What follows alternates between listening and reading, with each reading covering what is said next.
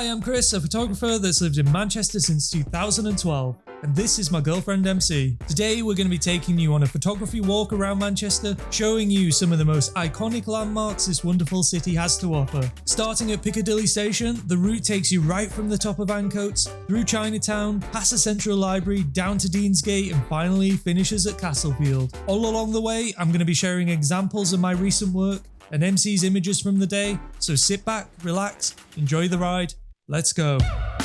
Our first stop is Ancoats. Just a short walk from Piccadilly Station, Ancoats is one of the most up-and-coming areas in the city. Once at the very centre of the Industrial Revolution, Ancoats was a powerhouse in textile manufacturing, which is evident by its unique architecture. These once abandoned cotton mills have been transformed into co-working spaces and luxury apartments. They make for a great backdrop and are full of character. Just around the corner from this red canal bridge is New Islington Marina, a hidden waterside oasis filled with numerous photographic opportunities. If you're lucky and there's no wind, you'll get a crystal clear reflection in the water. Here's a few images I captured last year.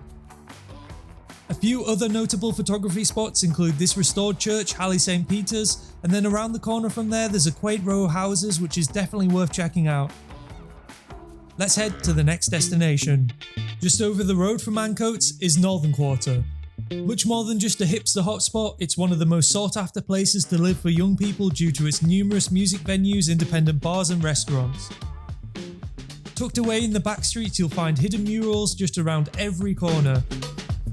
They were created during the Cities of Hope Festival in 2016 by some of the world's biggest street artists. Each mural's aim was to raise awareness on a variety of world issues. Here are some of my favourites. My advice would be to spend some time and explore, you never know what you might find. Okay, let's keep going.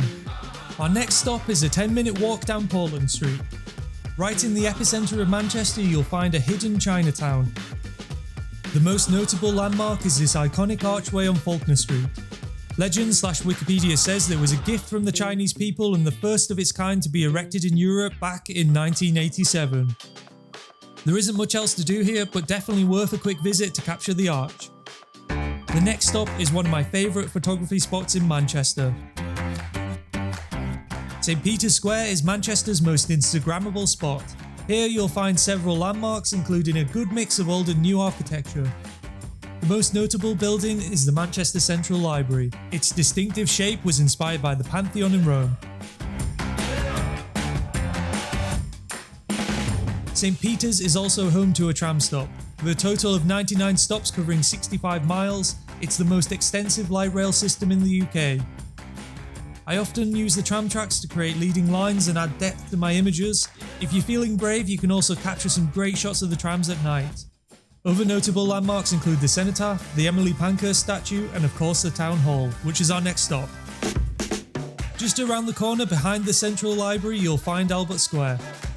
Currently the Town Hall is undergoing a renovation, so I wasn't able to capture any footage of Albert Square. However, here are some images I've captured over the years. If you're watching this in the distant future, the square might be empty, so I'd definitely check it out before heading to the next location.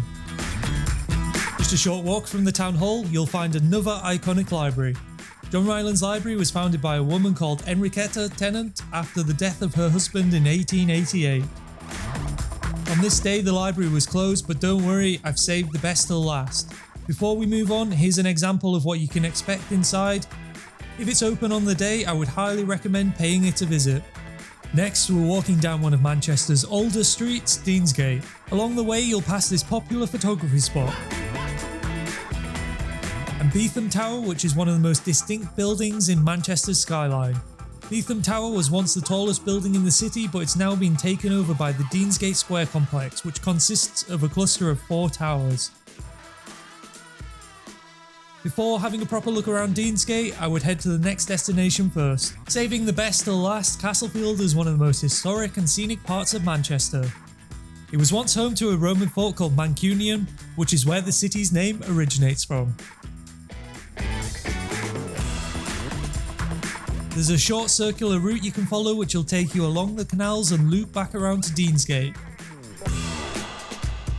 The route will take you about 30 minutes to complete and will cover everything that's quintessential about Manchester.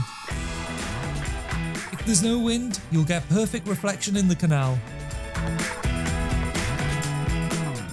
I'd highly recommend just take the time and explore the area and have a look around. Castlefield is a wonderful part of Manchester. After you've completed the Castlefield circuit, there's one more bonus spot I'd like to share with you.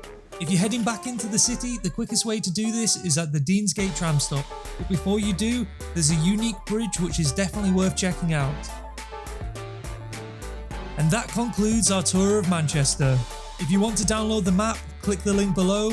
Big thanks to MC for joining us, and if you found this video useful, please let me know in the comments. Thank you for watching and have a great day.